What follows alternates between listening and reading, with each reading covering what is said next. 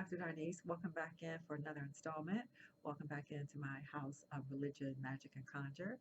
And I want to come on today and talk to you about Black people owning our own stuff. Whether we call it witchcraft or hoodoo, conjure, voodoo, vodun, Santeria, um, ATRs, African traditional religions. I see a lot out there where other people are laying claim to our traditions.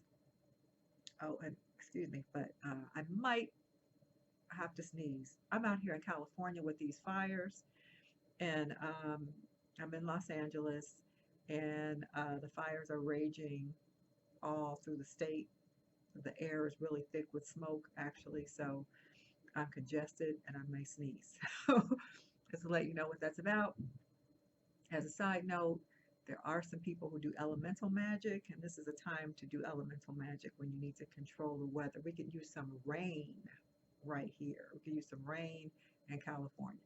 Okay, with that said, let me go back to what I was saying about Black people throughout the African diaspora owning our own stuff. And I guess I mean particularly in the United States. So there's so many people, even channels here on YouTube, where people are talking about witchcraft or they're talking about conjure or whatever. Usually, when the history is given of any of these traditions, I guess I'll say other than conjure specifically or hoodoo, um, the story we get is about the Western Eurocentric version. We get the history of the occult or the history of witchcraft told through the European experience. And so I realized that um, the conversation really has to be very nuanced. It has to be really carefully talked about. Otherwise, these generalizations get made, and then people learn about their own traditions through Beyonce, for example, or some pop culture, right? Our popular culture is really full of a lot of things to do with witchcraft or conjure, a lot of the indigenous practices and occult spiritualities. We have a lot of that in our media these days. And I think it reflects the fact that people are on a quest and want to know more. We want to know beyond the institutional religions. People have really grown tired of what the institutional religions have had to say for so long, for centuries, really. And so we see that there's really a preponderance of outlets of pop culture, Beyonce talking about things, and then people gravitate towards these traditions that way. So, and they don't necessarily get any good information. So here I am saying, let's not just get our information about our traditions through Beyonce or other pop cultural means. It's not sufficient. And even when you look at traditional treatments about the history of, let's say, witchcraft, um, you're taken through the European traditions. And so there's not necessarily anything wrong with learning about the European traditions, right? Because those exist. But what gets left out is that cultures all over the world had their own forms of either religions, um, alternative religions, things that get called witchcraft. And I know as I use that term witchcraft, some people might be a little bit freaked out, like, wait, witchcraft is evil. But I think I've covered that before in these videos where it's not, right? These are practices that people have been doing all across the planet and all cultures since the beginning of time and before the institutional religions came along and said, don't do those things. Don't be a healer. Don't, you know, attempt to manipulate nature yourself or what have you. I'm just kind of glossing over that for the moment. And so the institutional religions came along and said, don't do that, and those things are evil. So, of course, now when we use the term witchcraft, it seems like, oh, that's something evil and demonic, and we shouldn't touch it. Well, what gets left out is that these are practices that indigenous people have used all over the world. Doesn't matter if you're Europe or Africa, Australia, the Aboriginal people in Australia, throughout South America, those native people there, everybody had their form of traditional magic, um, which got called witchcraft, right?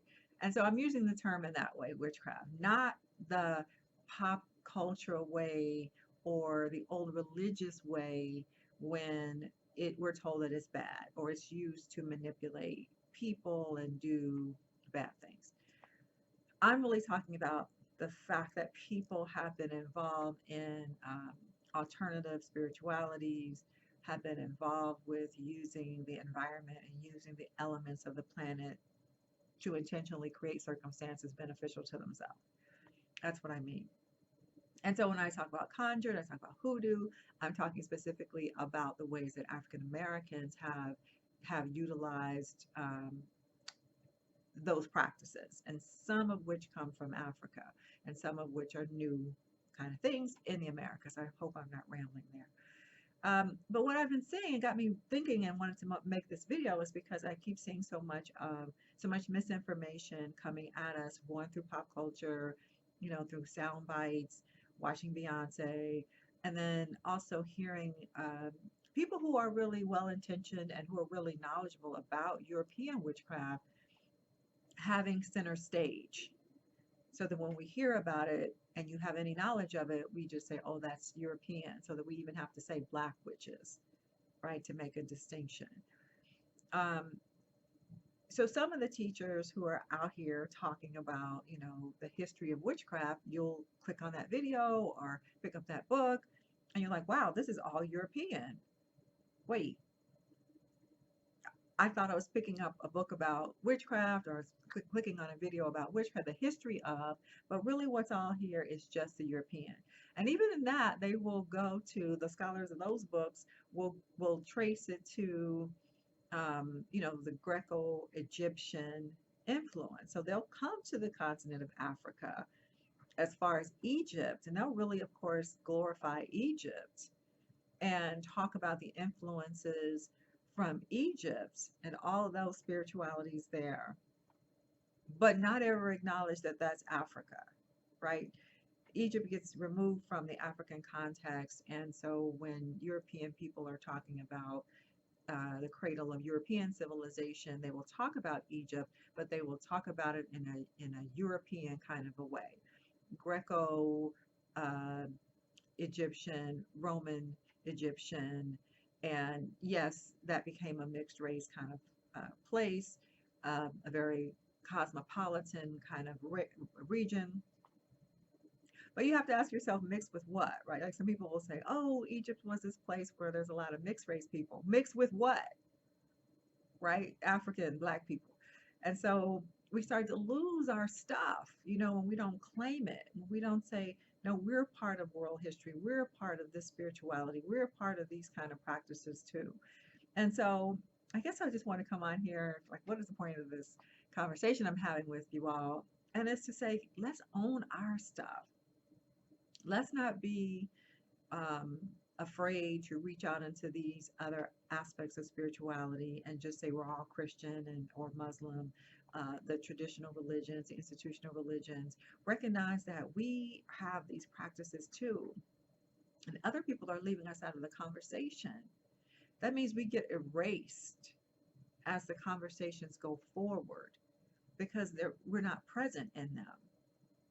And Africa isn't present in them. Egypt gets present in these histories, in these recorded histories, but Egypt gets removed from Africa, so then Africa is removed, right? So then as the story continues to be told about the history or about practices, where are the black people? You wouldn't think that we exist. We weren't doing anything. And that obviously frustrates me a bit. So what can I say? We have to own our stuff. And so I'm going to ask people, you watching, in the comments section, what can you own? What can you own about your spirituality? What can you own about your practices in these kind of traditions? or your interest even. Maybe you haven't started doing anything, practicing anything, but you have an interest. Can you own that? Anyway, I'm going to let that go for now. And yeah, thank you for joining me. Don't forget to like, to share, to subscribe, to click the bell so you know when I'm doing another video. I try to come on at least, well, I try every week.